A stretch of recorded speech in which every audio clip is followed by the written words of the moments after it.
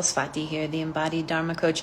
Let's talk about ancestral karma. Do you have it? What is it? How do you find it in your Jyotish chart? And what are the markers that indicate you are a contract worker? In fact, you were hired by your ancestors to restore Dharma to the lineage. I work with contract workers every day, day in and day out. I'm looking at Jyotish charts. I'm looking at the map of the body and the map of karma and helping people identify, am I a contract worker? What is my dharmic duty? And what is the contract that I'm in with my ancestors? And the Jyotish chart is such a brilliant, incredible tool for helping us understand what is the dharmic path. Why are we here? What are we doing?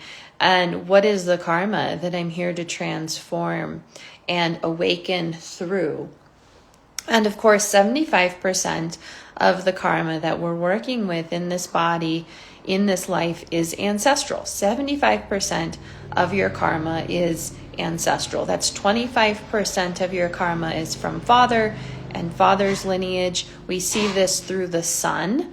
And we can also look at the 5th house, the 9th house, and the 10th house for more information. Jupiter also gives further indicators of father and father's lineage, the qualities of father's lineage. And we can look at the Vargas as well. D45 is a great resource for father and father's lineage.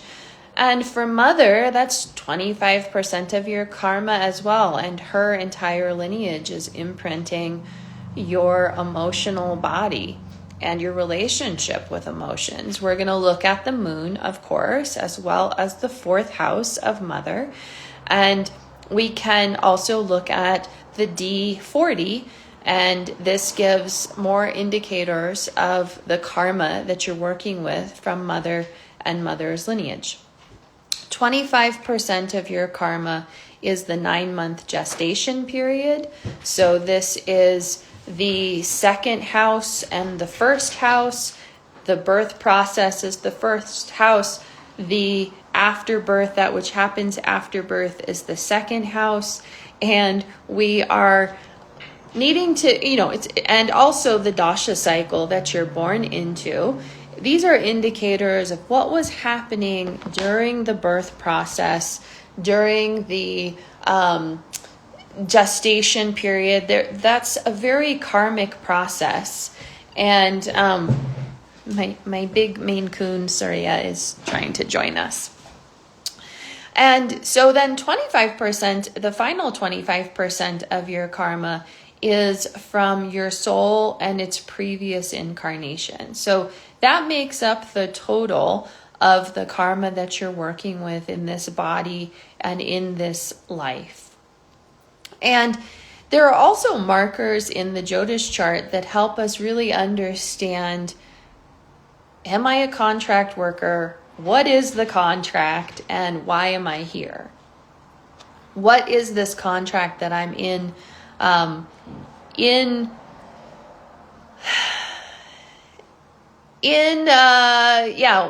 This contract that I'm in with the ancestors, and why did they hire me? It takes a very strong soul to be a contract worker, in fact. And the ancestors want you to fulfill the dharmic contract. So they aren't going to send in a weakling if they can help it. If they can find a strong ancestor, the stronger the better, then they know that the duty is going to be fulfilled. And so if you are able to hear me, if you know that you're a contract worker, you were hired by your ancestors to fulfill a dharmic duty, then to restore Dharma to the lineage, then you are a strong ancestor. You are a strong soul. Most people on the planet do not know what Dharma is. They don't know that there is a dharmic duty. They don't even know that there's more to this life than just a job and marriage and kids and things like this. So if you know that Dharma is, something that you're putting focus on, this is important to you, it's a priority, then that's a really strong indicator that you are a strong soul, a strong ancestor that's been hired. There are other indicators of being a contract worker and hired by your ancestors as well. And usually, you know that you're the different one. No one else is interested in healing or spiritual resources or transforming, doing self-development work, things like that. Those are good indicators. Usually, the black sheep of the family is a contract worker. So I have a lot of information on how to identify if you're a contract worker. But of course, looking at the Jyotish chart is another way we can do that. I'll give you some of the list here that I use and things that I look for. There are also nakshatras that we want to pay attention to. These are lunar constellations and placements in the chart that support our understanding of specific duties or specific jobs, gifts, resources, challenges. These are placements in the Jyotish chart we look for to see what is the soul contract, essentially. Rahu, Ketu, and Saturn, these are challenging planets. They all have their own indications. But when they are placed in the 5th, the 9th, or the 12th house, there's typically very significant karma with the ancestors. 12th house is the house of ancestors. 5th house and 9th house are Dharma houses. This can also be in the 1st house as well. And 1, 5, and 9, these are Dharma houses. So anytime the Dharma houses have challenging planets in them, or the house of the ancestors, the 12th house, has challenging planets in it, then we know there's significant karma, debts, atonement that must be made. And that's really what a contract worker is. It's someone who is here to restore Dharma to the lineage. So if there's been generation after generation of adharma, or there've been accumulation of debts in the lineage, someone has to come in and do all the cleanup work, restore Dharma to the lineage, and rebalance the imbalance. That is really what a contract worker is here to do. So in the Jyotish chart, we're actually going to see challenges, problems, pain, struggles in these dharmic houses. That's an indicator that there is significant karma in these parts of the ancestral body. I'm looking at the D1, the natal chart, in fact, as a map of the ancestral body. Yes, it's your body, but it's also, 75% of your karma is ancestral. So a big part of this ancestral map that we're looking at is the ancestral body, the D1, and then we can go deeper into the Vargas. When Saturn is in the 5th, 9th, or the 12th, and this can be the 1st house as well, it can indicate undigested grief in the ancestral body. When Saturn's in the 1st house, it's considered Marana, so it's very unhappy, it's very challenged in that place, and it certainly brings it's an indicator that there's just a big grief dump on this soul and a lot of grief that comes with it from the lineage. It could be a very challenging birth process as well. Challenges with sun and moon, of course, are indicators of karma with father and mother. And father-son is the sperm that plants the light of the soul and the dharmic path, the dharmic gifts, into the egg or the ovum, the moon. And it's the moon mother that nurtures and nourishes this dharmic path. So it's both. But the problems with father might indicate the problems with the dharma that was implanted from the lineage, or problems with the light of the soul. Moon problems would indicate challenges with nourishing the dharma, or being able to nourish the dharma. Okay. And do you need to go outside, buddy?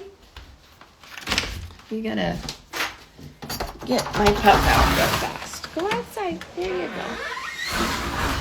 Thank you for letting me know. All right. So then we have eighth house. This is past lives. This is where I see typically the soul's previous incarnations, and that's Pixar. And the karma that you come in with, and then we can look at the D60 for more understanding of that karma as well. But the eighth house and challenges in the eighth house really come from past life, previous incarnations. And these are lifelong challenges that can be very problematic for the dharmic path. Certainly if the life is full of struggle and suffering, it's very hard to fulfill one's dharma. The fifth house is where we see intuition and power and gut intelligence. It's also the house of children. And the nature of one's intuition and intelligence is actually seen through the fifth house, the gut intelligence. Ayurveda teaches us very clearly that the brain of the body is in the gut. It's our gut intelligence that determines the intelligence of the entire body and physiology. You are what you eat, in fact. And we see this in the fifth house. So fifth house is also a house of dharma. And so when we aren't able to touch our gut intelligence, our intuitive guidance, it will really disrupt the dharmic path. And the fifth house is also the house of father. And so if there are challenges with intuition, then we can look to the father for understanding those challenges. Dharma houses 1, 5, and 9 are impacted significantly by challenging planets like Rahu, Ketu, Saturn, and Mars. And these can be indicators of a contract worker because they're bringing you the challenges. They're showing where the ancestral debts and the adharma live in the ancestral body and also in your body. These are obstructions to fulfilling your dharmic work, but at the same time, the challenges are how we overcome and transform and awaken and fulfill the dharma. And then, we need to look at the D9 to understand how the fruit on the tree ripens, how we work with these challenging karmas and debts. And ultimately, do we overcome them or do we succumb to the challenges? And do they cause more problems long-term, lifelong, or do we actually learn the lesson? Do we have the courage and the strength to overcome the challenges? We really look to see the differences between D1 and D9 to understand how things develop over time. So the birth process, as I mentioned, is a 25% of your karma. So it is an important part of your dharmic path and your dharmic debts, your karmic debts, your ancestral debts. But it didn't start with you. And that's something that's really important to understand, that your karma does not start with you, and it doesn't start in early childhood. This is ancient. This is very old karma. Most of it is ancestral. What your Jyotish chart supports you with is, okay, what is the karmic bag that I packed and that my ancestors handed me? They sort of handed you this bag of karma and said, here you go. And now you're here on earth trying to figure it out. And our Jyotish chart can really be helpful in understanding what is the karma I'm here to work with, and how do I overcome this? How do I best work with these karmas and these ancestral debts? And if I am a contract worker, what is the contract in order to fulfill this duty that I was hired to accomplish? Now, we can also use the divisional charts, and I mentioned D9, D12. D40 is maternal, D45 is paternal, and D60 is past lives. I use these in every session to understand, okay, we've got the D1, this is the karma in your body and in your ancestral body that you came in with. D9 tells us how this ripens over time. What karmas do you work with? Which karmas are very challenging and maybe problematic ultimately? And then we can go deeper into understanding, what is the karma from mother and mother's lineage? What is the karma from father and father's lineage? And D12 is really, the way that I use it is, it's like the chart of the integration of the lineages. Mother and father's lineages, how did they come together and actually integrate? There are often challenges with these lineages coming together. They often don't mix well. Sometimes gifts are strengthened, sometimes gifts are diminished. The D12 is going to give us some indicators of that. And then I look at the D60 to really understand the karma that you came in with from a previous incarnation. How is that impacting you and your path and this contract with your ancestors? What we'll see in every chart is these patterns and these themes that perpetuate over and over and over again. For example, I have a client who I just met with, and there's this theme of obstruction in the throat and not being able to voice and express herself. And in fact, we see it in both the mother's chart and the mother's lineage and the father's lineage. There are debilitated, father has debilitated Mercury in his lineage in the second house. Mother has debilitated Mars in the second house in her chart. So this is actually a lineage issue, both sides different, but nonetheless, there is this struggle with the self-expression, the voicing of one's needs. And in fact, her father was a very accomplished singer who ended up giving up his dream. And there are reasons why her contract has everything to do with restoring the power of the voice. And it's not just for her, it's for her lineage.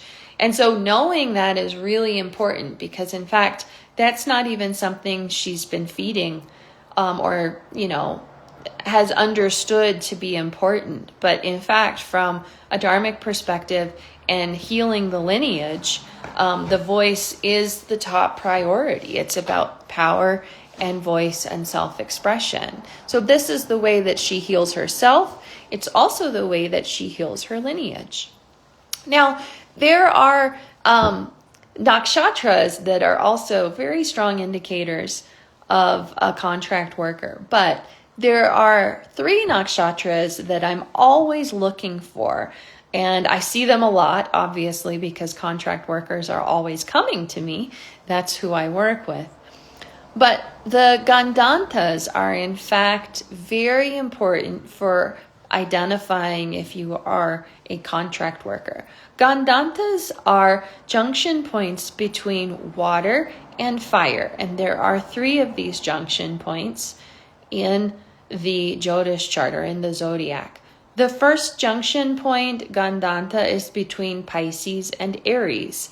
And we see the Gandanta specifically with the nakshatra Ashvini.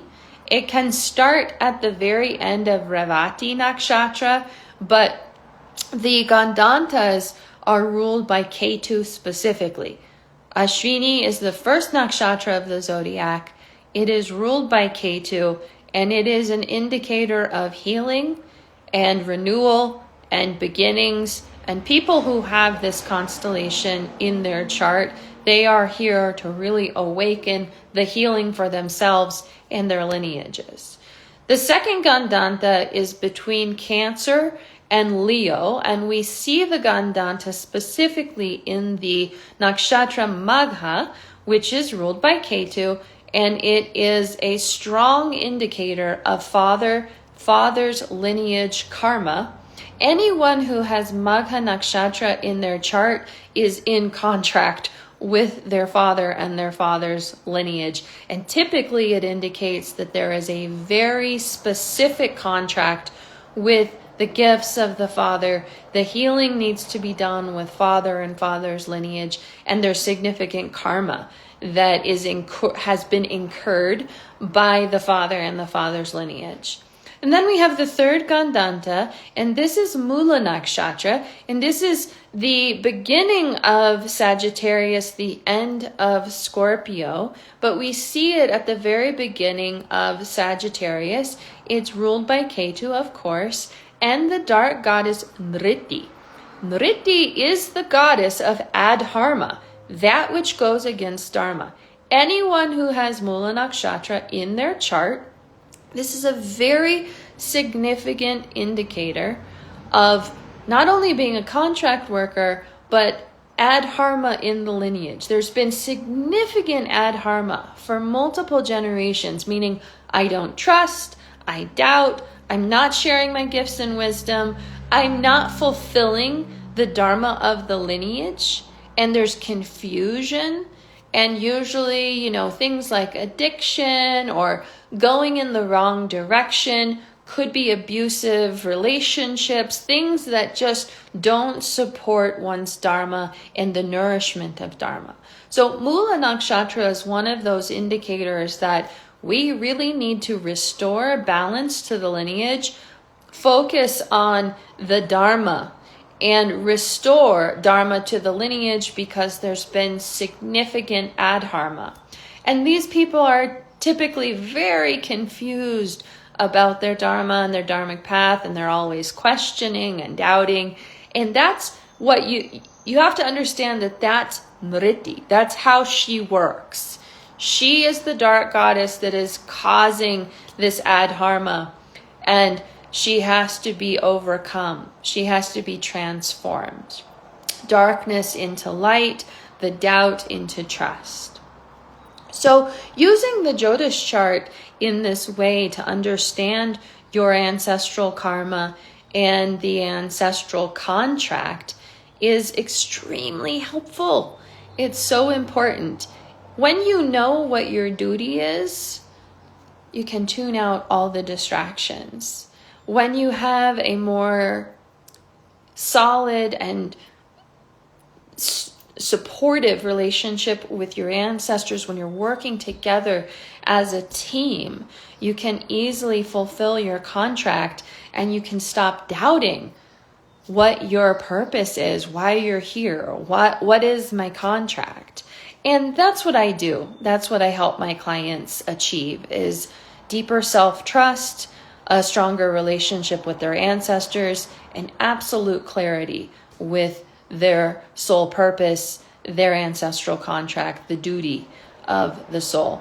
If this is interesting to you and you're ready for this clarity and self-trust and ancestral support, comment Dharma below and I'll follow up with you. Right now, this week, I'm sharing all kinds of ancestral resources and tools in my free Dharma circle, and you can access them there.